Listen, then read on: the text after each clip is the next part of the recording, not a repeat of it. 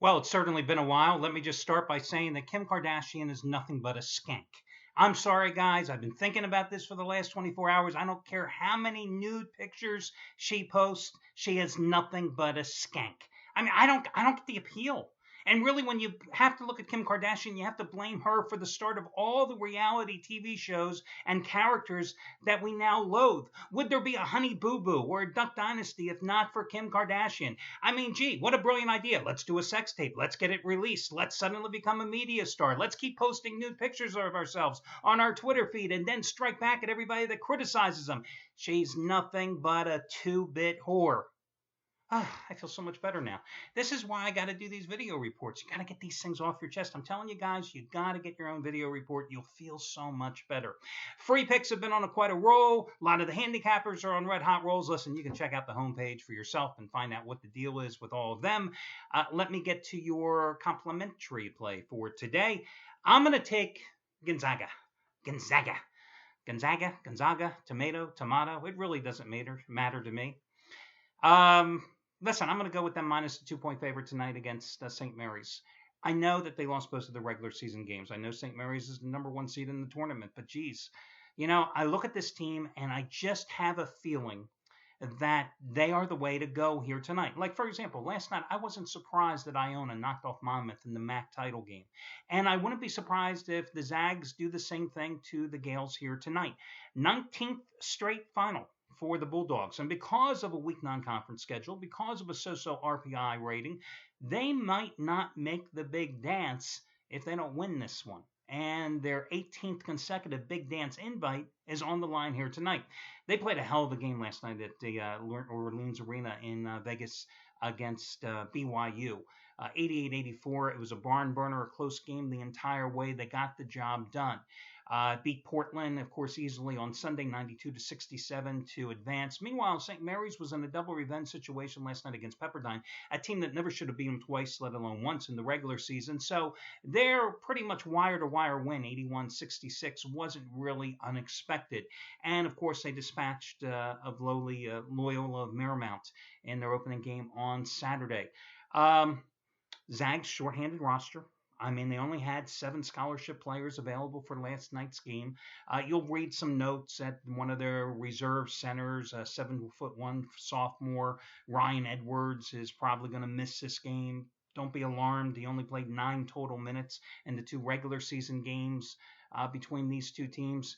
I just think that in this particular spot, even though the Zags are playing their 3rd game in 3 days, I got to go with them for no other reason than it's a hunch. And sometimes, guys, hunches are better than anything else that you can go with.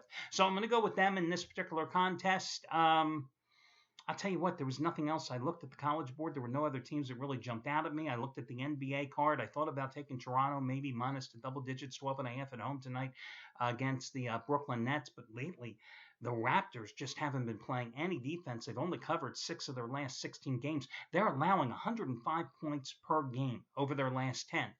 That's 8 more than they were allowing in all the games on average prior to the All-Star break. I mean, that is a total defensive collapse.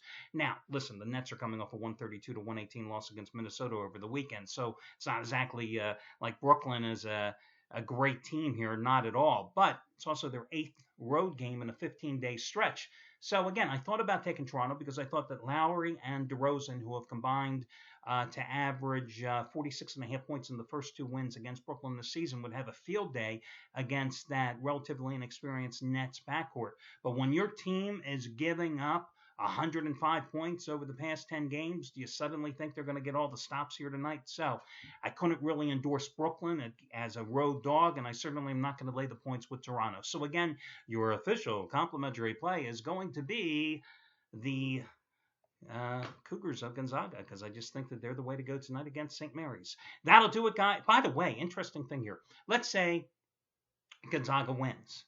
Well, then you have another team, St. Mary, much like Valpo, because the regular season Horizon League champ lost last night to Wisconsin Green Bay in overtime.